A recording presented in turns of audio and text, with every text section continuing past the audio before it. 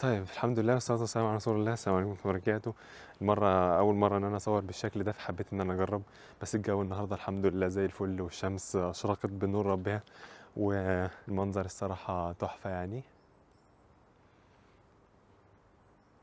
فحبيت إن أنا أصور المرة دي بشكل مختلف شوية. المهم، بما ان برضو دي تجربه، او بما ان الفيديو ده عن تجربتي الشخصيه مع السنه التحضيريه، ازاي عملتها، اللي هو السنه التحضيريه للكورس الطبي الام كورس. فحبيت ان انا اعمل شويه كده وشويه كده. المهم، في حد بعت لي في الكومنتات سالني يا ريت تتكلم عن التفاصيل في السنه التحضيريه، او انت عملت ايه بالظبط من الالف للياء. لان انا اتكلمت عنها في اول كام فيديو عملته على الشانل، بس ما اتكلمتش بالظبط عن كل حاجه انا عملتها، او عملتها ازاي، او بالظبط كل الخطوات. فالفيديو ده هيبقى عباره عن انا بس بتمشي كده لحد ما الاقي كرسي واصور عليه واحكي لكم. يعني اول حاجه، انا كنت في ثانويه عامه عاديه جدا، علوم في مصر، تمام، في القاهره. فالثانويه العامه بتاعتي دي انا ما كنتش عارف الصراحه يعني هتفرق في ايه ومش هتفرق في ايه بما يخص السنه التحضيريه، لاني ما كنتش بفكر في المانيا. انا كان ساعتها ده نظام بنعمل ثانويه عامه. دخلت ثانويه عامه علمي علوم لاني كنت عايز اخش حاجه طبيه، كنت عايز اخش طب او اسنان او اي حاجه في الحته دي يعني. فالمهم ان انا عملت الثانويه العامه بتاعتي، وبعد ما عملتها في اخرها كده يعني تقريبا قبل شهر او شهرين من الامتحانات، او يمكن خلال وقت الامتحانات عموما، قررت ان انا عايز اسافر. يعني انا طول عمري نفسي ان انا اسافر. المنظر ثانيه واحدة. ان شاء الله بجد، سبحان الله، منظر ايه ده مش باين هنا بسبب المنظر يا جماعه. سبحان الله بجد، حاجه خرافه. سبحان الله، لما الشمس بتطلع في المانيا المناظر بتبقى حلوه قوي، لكن غير كده الدنيا بتبقى كئيبه جدا يعني. فالمهم زي ما قلت ان السبب الاساسي ليا كان ان انا عايز اسافر واتعرف على دول وبتاع وكلام من ده جديده، واجرب حاجات جديده واكل جديد، واتعرف على ناس من باك جراوندز مختلفه يعني، او عاداتهم وتقاليدهم غيرنا كده يعني. فالمهم فجت المانيا، قلت طب انا الحل الوحيد ليا ان انا اسافر دلوقتي، لان انا محتاج ادرس. لو جيت اقول مثلا ان انا عايز اعمل حاجه زي الحاجات دي، هضطر ان انا طبعا ادرس. فالمهم قعدت ادور في الدول اللي انا ممكن اسافرها، امريكا، كندا، بريطانيا، استراليا، مش عارف ايه في اوروبا، الكلام ده كله. بس لقيت ان اسهل حاجه واحسن حاجه هي المانيا. ليه؟ لان المانيا تعليمها، التعليم لوحده مقارنه ببقيه الدول ارخص. بس فاول حاجه او اخر حاجه جت في بالي هي ان انا ببساطه شديده اتعلم في المانيا، لان المانيا الدراسه فيها ارخص من بقيه الدول اللي انا اتكلمت عنها. يعني كمصاريف الدراسه ذات نفسها، المعيشه طبعا هنا هتكلفك حاجات، وكان برضو في الحساب البنكي المغلق، لان انت حاجه زي كده محتاج تعملها، لان انت بتبقى جاي فيزا دراسه. ولكن ساعتها كان سعر اليورو اخف شويه، وكان برضو نفس الوقت حساب البنك المغلق، لان حصلت كورونا وكل الكلام ده، فده خلى الاقتصاد كله يتدمر في العالم كله، فكل حاجه غليت وكل حاجه تضخمت، حتى اليورو في المانيا تضخم، فما بقاش اليورو في 2025 يجيب لك نفس الحاجات اللي هو كان ممكن يجيبها لك في 2019 مثلا و2018 والكلام. فالمهم في الوقت ده اتعرفت على ناس اعرفهم، يعني صحابي كانوا يعرفوا ناس سافروا، او هم ناس صحابي دايركتلي سافروا. فالمهم قلت لهم يا جماعه انا دلوقتي لو عايز اسافر اعمل ايه وكده. فاول نصيحه سمعتها، اول حاجه اتقالت لي هي ان اتعلم الماني. عايز تسافر المانيا، اول حاجه محتاج تعملها دلوقتي ان انت تتعلم الماني. ابتدي في الالماني، ومع الوقت ان شاء الله ربنا ييسر الامور يعني، وهتعرف اكتر عن المانيا، هتعرف اكتر عايز تسافر على ايه بالظبط، على انهي برنامج بالظبط، هتروح على جامعه على طول ولا هتروح على سنه تحضيريه. كل الحاجات دي هتعرفها ان شاء الله، ولكن بعد ما تبتدي تتعلم الماني، لان كده كده تعلم الالماني هياخد منك وقت، والامتحانات وكل الكلام ده والتوثيقات والمواعيد والحاجات دي هتاخد منك وقت. فبما ان هي كده كده هتاخد منك وقت، ما تقعدش تدور على كل الخطوات اللي انت محتاج تعملها عشان تاخد اول خطوه. ليه؟ لان انت اول خطوه دي كده كده عارف هي ايه، ولازم تاخدها كده كده. ابتدي اتعلم الماني. فما كدبتش خبر، واول حاجه عملتها فعلا انه انا بعد ما خلصت الثانويه العامه على طول، بعد اسبوع او اسبوعين بدات ان انا اتعلم الماني. وقعدت ادور مثلا لو انا دلوقتي هاخد كورسات هتبقى شكلها عامل ازاي او امتى. فللاسف ساعتها كان كل الكورسات، او الحمد لله يعني هو ترتيبات ربنا، كان كل الكورسات بدأ وما ينفعش تخش في النص. فعشان كده حبيت ان انا ما استناش لحد ما الكورس ينتهي ويبتدي يقول خلاص يعني انا هعمله بعدين، او اول لما الكورس يبتدي. فزي ما قلت حبيت ان انا ما استناش اقول طب خلاص هقعد بقى انبسط بوقتي بعد الثانويه العامه وكده لحد ما الكورس اللي بعده يبتدي. لا، حبيت ان انا ابتدي على طول، عشان الواحد لما بيهم مره واحده وبيجي له طاقه مره واحده، احسن حاجه يعملها فعلا ان هو يستخدم الطاقه دي. فزي ما بقول لك، لما يجي لك جرعه طاقه كده ان انت دلوقتي عايز تعمل حاجه، استخدمها. يعني مش شرط تقول انا هكسل بعد كده او انا ساعتها شفت ان انا عندي طاقه وعندي حماس دلوقتي اعمله، وبعد كده ممكن بكره ما يبقاش لسه الحماس ده موجود، او لما الكورس يجي يبتدي بعدها بشهر مثلا او ايا كان ما بقاش متحمس ليه زي ما انا دلوقتي متحمس ليه. ففعلا بدات على طول، قلت انا هبتدي باي حاجه دلوقتي حاليا عشان ايه؟ بس ابتدي اتعلم الماني. فقلت خلاص هتعلم لوحدي. دورت على اونلاين ابلكيشنز، اللي هو دورت على جوجل ايه احسن البرامج اللي انا ممكن اتعلم من عليها الماني مع نفسي، وابلكيشن بتاع بوسو ده كان واحد من الحاجات اللي طلعت لي، لان هو مقسم الحاجات على ليفلات، مرتبهم لك A1 A2 B1 B2 C1 C2، ودخلت عليه لان هو كان فعلا ايه عجبني الترتيب ده. خلصت C2 يعني قعدت عليه خلصت C2، وكنت ساعتها لسه A1 يعني عارف شويه كلمات من متقدمه ومتطوره شويه بس ما فادونيش قوي حاجه، بس هو برضو ايه دخلني في المود بتاع الالماني ده شويه. دورت على اونلاين جروبس كده على فيسبوك ايه اللي ممكن اخش فيه، كان في واحد تعلم الالمانيه مجانا عشان كان عليه كتب كتير قوي وعليه حاجات كتير قوي. بعد ما خلصته قعدت كنت ساعتها بسال الناس اللي طيب اللي في جوتا او كده بيتعلموا الماني ازاي. زي ما قلت انا كان معايا معارف، انا عندي ناس كانوا اوريدي اتعلموا الماني وبداوا في القصه دي، فسالتهم يا اخوانا انتوا بتعملوها ازاي؟ قالوا لي ان في جوتا بيتعلموا بكتاب اسمه منشن. فسالت حد من صحابي اذا كان ممكن حد ما عنده كتاب ده او كده يسلفه لي، ففعلا كان في حد من صحابي كان عنده كتاب منشن، خدته منه استلفته منه، هالي لسه عندي ما اعرفش رجعته له ولا لا بصراحه. حماده انت لو بتتفرج على الفيديو ده معلش على الكتاب بتاعك انا مش عارف هو عندي ولا ضاع مني ولا سلفته لحد برضه ولا إيه.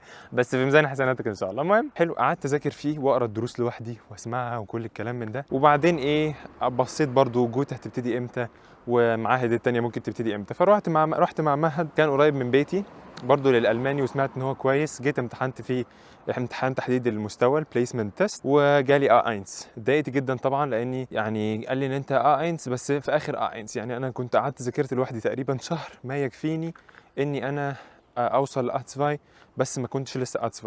الكلام ده كله حصل امتى؟ الكلام ده كله حصل بعد ما انا خلصت امتحاناتي الثانويه العامه. يعني انا سالت انا محتاج اعمل ايه وامتحنت امتحاناتي بتاعت الثانويه العامه بعد ما خلصتها في الاجازه، اول لما خلصت امتحاناتي خلاص وانبسطت مع صحابي واهلي وكده اسبوع ولا حاجه، تاني اسبوع بدات ان انا اتعلم الماني لوحدي. كملت مذاكره وشفت انا ممكن اروح فين تاني، وكملت مذاكره لوحدي في البيت واشوف دويتشه فيلا واشوف حاجات كتير كده. ممكن برضو ترجعوا للفيديو بتاع ازاي تتعلم الالماني او انا ازاي اتعلمته.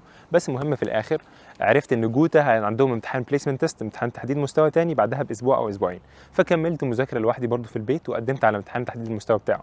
وساعتها فعلا الحمد لله ربنا كرمني ومن عليا ان انا كنت يا دوبك A2، والراجل اللي كان بيمتحني كان راجل طيب جدا، قال لي بص انا هكتبك ان انت A2 وانت دلوقتي بس خدشت السطح بتاع A2، فافضل راجع وذاكر لحد ما الكورسات تبتدي. وساعتها دي كانت بالنسبه لي حاجه كبيره جدا جدا جدا، لان الحمد لله اولا وفرت فلوس الكورس، ثانيا الحمد لله ان انا وفرت الوقت بتاع ال3 شهور لان ما كنتش هعرف، ثالثا الحمد لله اني انا قدرت ان انا اخلص مستوى A1 تقريبا في غضون شهر. يعني في شهر كده كنت بخلص A1 مذاكره لوحدي في البيت، من قنوات يوتيوب، من كتب نزلتها من على فيسبوك، من ابلكيشنز على الموبايل، الكلام ده كله، ومن كتاب منشن قعدت اجمع معلومات من هنا على معلومات من هنا. والامتحان كان مستواه بسيط برضو في الاول وفي الاخر، يعني لان هو A1 ده برضو مستوى لسه بسيط، بس بيبقى فيه الجرامر كله النحو كله بتاع اللغه بيبقى متمركز في اول 3 مستويات A1 و A2 و B1. B2 و C1 و C2 عباره عن بقى التكنيك، انت ازاي تعمل جمله حلوه، الكلمات المعقده، الكلمات الصعبه، الكلمات الشيك، بدل ما تقول ماخن تبقى ايرليديجن، بدل ما تقول مش عارف نود شفت كده، اللي هو بقى الكلمات اللي بتستخدمها عشان تبين ان انت مستواك عالي. فالحمد لله في حاجات كتير ربنا كرمني قوي قوي قوي، اخر كرم يعني الحمد لله. فبس المهم يعني ففي نهايه المطاف انا بدات كورسات مع جوتا وبدات احضر ومعاهم وكمل معاهم منشن.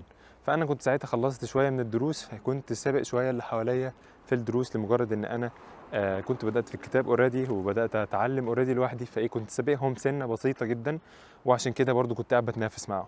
جوتا كنت بروح كورس مكثف 3 مرات في الاسبوع في الدقي، يعني كنت باخد المترو واركب محطه العتبه والكلام ده كله يعني، واروح مش عارف ساعة رايح ولا ساعة ونص رايح ساعة ونص راجع، الكلام من ده يعني بالمترو لحد ما اوصل البيت ومن البيت لهناك. وساعتها برضو كنت بدأت اعرف اكتر عن المانيا، تاريخ الالماني، النظام الالماني، الدراسة في المانيا، كل الحاجات دي. وبسأل صحابي اكتر انتوا عملتوا ايه، رحتوا ازاي، الكلام ده كله. هم كانوا بيساعدوني على قد ما يقدروا، بس الفكرة كلها ان انا عشان بدأت اللغة كان معايا وقت كفاية ان انا اقعد استعلم اكتر، اشوف فيديوهات اكتر، الدراسة مش عارف ايه كل الكلام من ده. انا كنت تابع مدرسة اسمها باش، كانت في برنامج اسمه الباش. المدرسة دي عاملة شراكة مع جوتا، وجوتا عامل شراكة مع 3 جامعات في في المانيا، اللي هي اليوستس ليبيج اونيفرسيتيت، جامعه ماربورغ، فيليبس اونيفرسيتيت ماربورغ، والتي ها ام تشنيشه هوخشوله ميتل هيسن اللي انا بعمل فيها دلوقتي البكالوريوس بتاعي. فدلوقتي الثلاث جامعات دول عاملين شراكه بتعمل ايه ببساطه شديده، ان انت تاخد الامتحان بتاع القبول للسنه التحضيريه في مصر قبل ما يبقى فيه نظام اساسا ان انت تاخد السنه التحضيريه في مصر، وقبل ما يبقى فيه اي حاجه من الحاجات دي. ساعتها ما كانتش موجوده خالص، بس كانت الشراكه بتاعه المدارس دي بس ان انت تقدر تاخد الموضوع ده او تاخد الامتحان ده. فحد من صحابي كلمني قال لي انت دلوقتي في حاجه اسمها الامتحان الاوفنامه تيست، في حاجه اسمها الاوفنامه بروفنج او الاوفنامه تيست بتاع السنه التحضيريه في مصر. نجحت فيه سافرت، ما نجحتش فيه ففضلت في مصر، وده وفر عليا برضو مشاوير وفيزا وحاجات من ده، لانه وانت قاعد لسه في مصر فانت تاخد الامتحان، لو نجحت فانت اكيد واثق ان انت ان شاء الله خلاص هتروح هناك تدرس. فحد من صحابي جه كلمني قال لي انا هروح اعمل الامتحان ده، لو حابب تيجي تعمل معانا. ساعتها مستواي كان بي اينس، انا كملت مذاكره وكملت دراسه لحد ما وصلت لمستوى بي اينس الحمد لله. فقدمت عليه، قلت لهم طب خلاص انا ان شاء الله هاجي اخد معاكم الامتحان ده. وقد كان خدت الامتحان كان عباره عن حاجتين. انت دلوقتي زي ما قلت العلمي علوم كان يقدر يخش يقدم على اي كورس، يعني ممكن علمي علوم يخش يقدم على التي، على الام، على الجي، على الفي، على الاس، على اي حاجه من الحاجات دي. لو مش فاهم ايه الحروف دي وايه الكلمات دي ممكن تشوف الفيديو بتاع السنه التحضيريه اتكلمت عنهم بتفصيل اكتر. فالمهم قدمت برضو على الكورس الطبي لان كنت عايز اخش طب. فانا كنت في مصر ساعتها اساسا ما اتقبلتش في طب، ما جبتش مجموعه طب بعد ما انا خلصت ثانويه عامه، النتيجه طلعت، فدخلت تجاره انجليزي، دخلت بيزنس في عين شمس لمده سنتين. فعشان كده وقت الكورسات كنت بروح الجامعه بتاعتي برضو في عين شمس عادي جدا في العباسيه، وبرضو بروح الدقي، وبروح ان انا اخد الكورسات بتاعه الالماني في معهد جوتا، والكلام ده كان شغال لمده سنتين مستمرين ان انا قاعد بروح الكورسات وبعدين بروح الجامعه بحضر المحاضرات بتاعتي وكل الكلام من ده. الفكره بقى ان كل تخصص من التخصصات الخمسه دي اللي هو الام او التي او الجي او الفي او الاس، كل واحد بيبقى ليه نوع معين من امتحاناته. يعني انا امتحاني بتاع الكورس الطبي كان عباره عن ماتا، امتحان رياضيات بس بالالماني، وامتحان الماني اسمه لوكينج تيست. زي ما قلت قطعه، وبتبقى القطعه دي فاضيه في كلمات فيها فراغات كده، وانت المفروض يعني تملى الفراغات دي، والمفروض ان انت تكملها بالجمل او بالكلمات اللي هي انت شايف ان هي منطقيه، او بالكلمات اللي انت شايف ان هي صح عشان بتكمل معنى الجمله. فكنت بدات قالوا لي ان احنا هنمتحن الامتحان ده لو حابب تمتحن معانا، وفعلا قد كان برضو جهزت الامتحان، قلت لهم تمام انا دايس معاكم. في العادي المفروض ان انت تبقى مستواك حوالي يعني بيتس فاي تقريبا عشان تاخد الامتحان ده، وانا كنت ساعتها لسه بي اينس. بس قلت لهم هاخد الامتحان ده وابتدي احضر له والكلام من ده، وقعدت اذاكر له كتير. ذاكرت له بحاجه واحده فقط، الا وهو ان كنت ماشي مع الكورس فعمال بحسن الالماني بتاعي بشكل عام، لان هو في الاول وفي الاخر امتحان الماني، فكل ما لغتي تتحسن وكل ما مستواي في الالماني يعلى كل ما الامتحان بالنسبه لي هيبقى اسهل، ونسبه ان انا اتقبل فيه او انجح فيه هتبقى اعلى. بس وبعدين قعدت برضو احل كتاب اسمه موت تسولدكه، يعني امتحان الفراغات اللي اتكلمت عنه، يعني مقالات قطع صغيره كده وبيبقى فيها كلمات فاضيه، وانت المفروض تكمل الكلمات الفاضيه دي بحاجه منطقيه تكمل معنى الجمله في الكونتكست بتاع الجمله. فقعدت اتمرنت بالكتاب ده وبس، قعدت احله على قد ما اقدر واخلصه واحله كذا مره، تقريبا حليته مره او مرتين عشان اخش الامتحان يعني. وفي الاخر في تصحيح، يعني في الاخر بتشوف الكلمات اللي هم فعلا الواحد كان ممكن يستخدمها في ان هو يحل بيها القطعه دي يعني. فقعدت اتدرب عليه. ففي كذا مستوى، يعني مثلا في موت لوك A1 او A2، وفي موت لوك بي اينس او حاجه زي كده، فانت بتتمرن على المستويات دي. كل جامعه بتقدم مستوى مختلف، ففي جامعات بتقدم مستوى اللي هو بيبقى محتاجين عشان تقدم على امتحان القبول بتاعهم تبقى اتليست بي اينس، وفي جامعات تانية بتطلب بيتس فاي. انا اول مره ما نجحتش في الامتحان للاسف لما خدته، عشان الالماني بتاعي كان اعتقد تمام، ولكن الماثيماتيك الرياضيات بالالماني ما كانتش كويسه قوي، ودي كانت نقطه ضعفي برضو، لان انا كنت علمي علوم، عشان كده انا ما بحبهمش اساسا يعني، ما بحبش الرياضيات دي خالص. ضايقت جدا تقريبا لمده شهر او حاجه زي كده، بطلت اذاكر، بطلت اقرا، اكتئبت حبتين. بس قلت ايه، لا انا مش ده اللي هيوقفني يعني، ومش ده اللي هيمنعني من ان انا اكمل قرايه او اكمل مذاكره وبتاع من الحاجات دي. فهبتدي اجهز تاني وهبتدي احسن نفسي تاني، ونجحت في الكورس بتاع البي اينس الحمد لله. وبعدين دخلت في الكورس بتاع بيتس واي.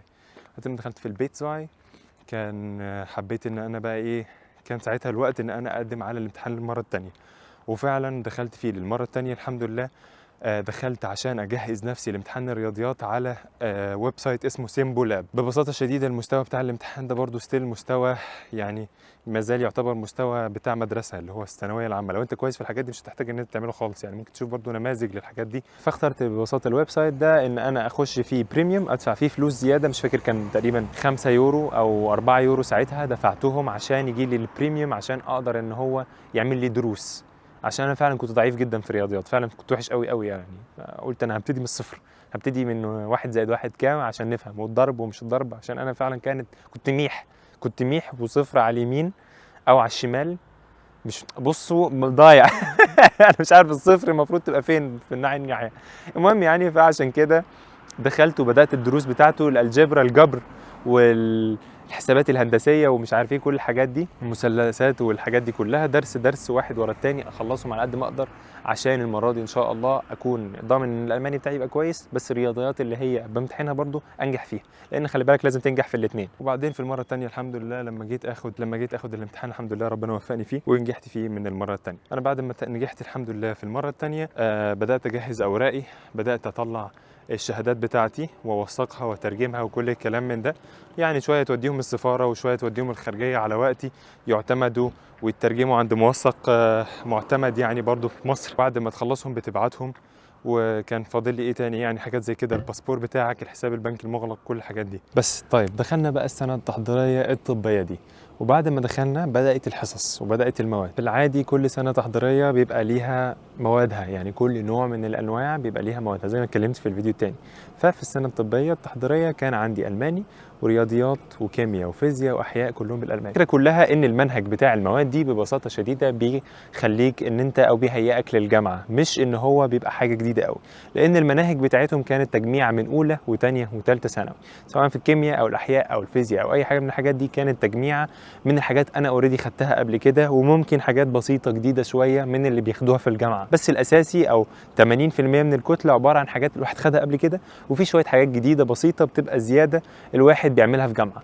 واول لما بتيجي جامعه لو خدت نفس المواد زي مثلا الاحياء او الكيمياء او الفيزياء او الرياضيات او اي حاجه من الحاجات دي، اول ترم او اول سنه هتلاقي ان في حاجات مواضيع مثلا او دروس بتتكرر من اللي الواحد خدها في السنه التحضيريه او من اللي الواحد خدها في الثانويه العامه، ودي بتبقى حاجه حلوه، لان الواحد بس على ما يتعود على النظام برضو شويه في الجامعه في اول ترم او اول ترمين بيلاقي ان الحاجات برضو مكرره شويه. وبعدين بتقعد بقى بيبقى عندك حصص، يعني نظام حصص كل يوم بيبقى في حصص معينه على كل ماده، وبتقعد بقى ان انت تقعد تذاكر وتقرا، وبيبقى في كتب وتقعد تعمل واجب وتحل الواجبات دي وتبعت لهم الواجبات وكل الحاجات دي يعني.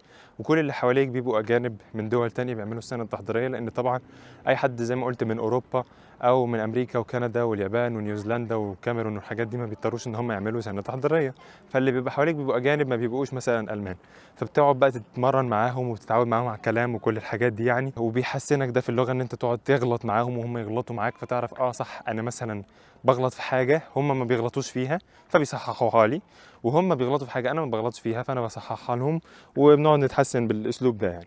تمام. فدي الحاجه اللي احنا عملناها. فالموضوع زي ما انا بقول ان هو عباره عن دروس وحصص، بتروح تحضر كل يوم من الساعه 8 الصبح، بيبقى عندك درس الماني، درس رياضيات، درس فيزياء، تاني يوم درس احياء، درس كيمياء كده يعني وما الى ذلك. وبعدين بيدوك واجبات في اخر كل درس، وانت المفروض ان المره الجايه تروح مسلم الواجب ده او على الاسبوع اللي بعده. فالواحد عشان يعمل السنه دي، او عشان الناس مثلا كتير سالتني الموضوع سهل او صعب او النجاح فيه سهل او صعب، خلال السنه الموضوع بسيط، ان انت بس تركز في الحصه على قد ما تقدر، وان انت ممكن تسال المدرسين او ان انت الواجبات اللي بتجيلك تحلها وتديها لهم. فطول ما انت واصل للمرحله دي فانت تمام، بتابع مع المنهج وبتابع مع المواد بتاعتك. قبل الامتحانات بتبتدي بقى ترجع تشوف والله انا مثلا عندي حاجه معينه عايز اراجع عليها، عايز اذاكرها احسن، عايز احسنها، فتسال مثلا اللي معاك والكلام من ده. طيب فزي ما بقول لك بما ان هم كلهم اجانب، فهتلاقي ناس من الهند، ناس من البرازيل، ناس مش عارف من جنوب افريقيا، الكلام ده كله، فتقدر ان انت تجرب اكلهم، يجربوا اكلك، تعرفوا على بعض، تعرفوا على اللغه، تعرفوا على اللهجه. الحاجات دي حلوه قوي الصراحه ان الواحد يعملها، بس ما تسرحش فيها قوي. وفي نفس الوقت زي ما بقول لك لو انت متابع مع الحصص مع الواجبات ومذاكرتك، ما بتهملش نفسك، ما بتهملش دينك، ما بتهملش الصلاه، كل الحاجات دي بيبقى عندك وقت فاضي تعمل فيه اللي انت عايز تعمله، سواء تخرج معاهم او تروح تشتغل. في مثلا حد سالني زي ما اتكلمت على قصه الشغل، تقدر تشتغل معاك لحد 20 ساعه في الاسبوع تشتغلهم. الشغل ده بيسندك جدا، الشغل ده بيديك خبره، الشغل ده بيعودك على حاجات كتير، بيعلمك حاجات كتير. فانصح ان انت في لما تجيلك فرصه ان انت تشتغل فعلا تاخد الفرصه دي وتقدم على شغل وتروح تشتغل. وان شاء الله هتكلم في فيديو تاني عن ازاي تقدم وازاي تدور وازاي تبحث وكل الحاجات دي. فزي ما بقول لك حاول ان انت توازن، ما تاخدش كل وقت مذاكره، ما تاخدش كل وقت لعب، ما تاخدش كل وقت شغل. حاول ان انت توزن حياتك على قد ما تقدر، يوم هنا يوم هنا يوم هنا. طول ما انت مش بتهمل اي حاجه من الحاجات دي يبقى كويس. بس هيجي وقت ان هم عايزين يخرجوا او انت عايز تنبسط او تتفسح بس وراك شغل، ركز على الشغل. هيجي وقت ان انت عايز تعمل الحاجات دي بس محتاج تذاكر، ركز على المذاكره.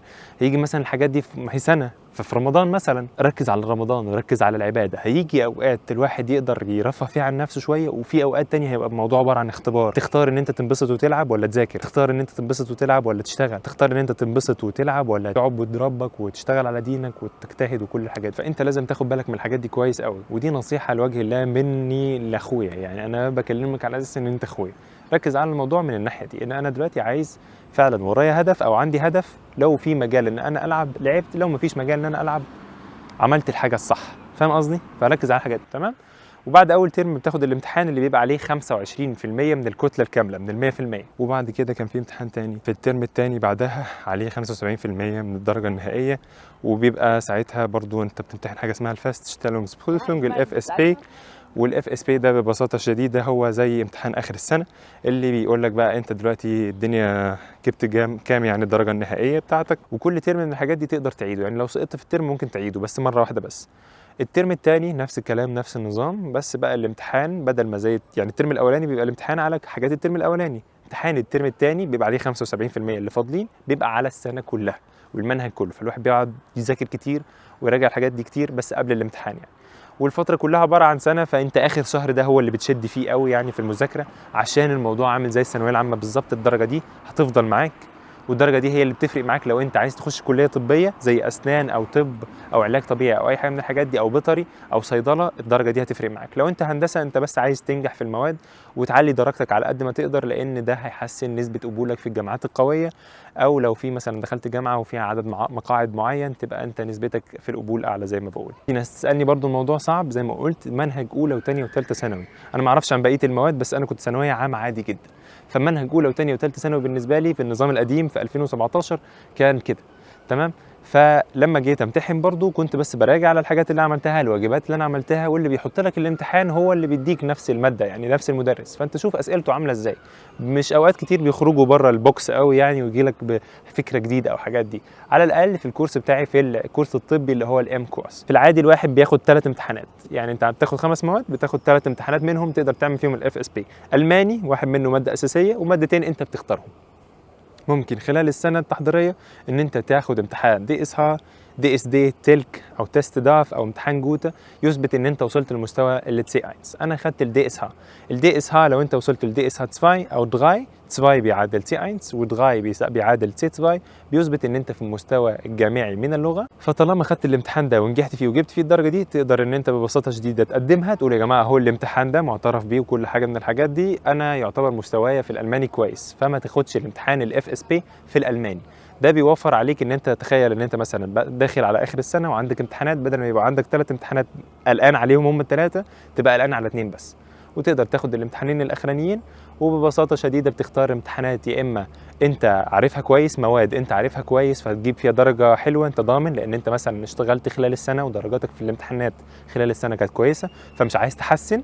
يا اما هتختار امتحانات انت جبت فيها درجه وحشه مثلا فعايز تحسنها، فتشد على نفسك اكتر وتذاكر اكتر عشان تحسن الدرجه اللي انت خدتها خلال السنه.